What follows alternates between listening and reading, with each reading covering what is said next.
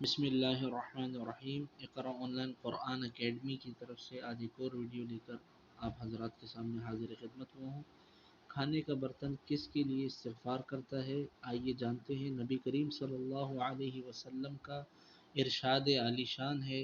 حضرت عاصم رضی اللہ تعالی عنہا فرماتی ہیں کہ ہم ایک پیالے میں کھانا کھا رہے تھے کہ ہمارے پاس حضرت نبیشہ رضی اللہ تعالی عنہ آئے اور کہا کہ رسول اللہ صلی اللہ علیہ وسلم نے ارشاد فرمایا، جو پیالے میں کھائے اور اسے چاٹ کر صاف کرے تو پیالہ یعنی برتن، کسی بھی قسم کا برتن ہو سکتا ہے، اس کے لیے استغفار کرتا ہے۔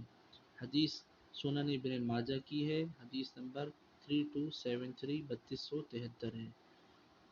نبی کریم صلی اللہ علیہ وسلم کا آپ نے ارشاد گرامی سنا، لہٰذا ہمیں اس پر غور کرنا چاہیے کہ ہم کتنا کھانا ضائع کرتے ہیں، اور کھانا کھانے کے بعد اپنے برتن کو، اپنے پلیٹ کو، اپنے پیالے کو صاف نہیں کرتے، بلکہ اسی طرح پھینک بھی دیتے ہیں۔ کھانا بہت سارا ضائع بھی ہوتا ہے، اور ہمیں یہ چاہیے کہ نبی علیہ الصلوۃ والسلام کے ارشاد کو مد نظر رکھتے ہوئے جتنا کھانا ہے اتنا ہی ہم نکال کر سرو کریں اپنی پلیٹ میں۔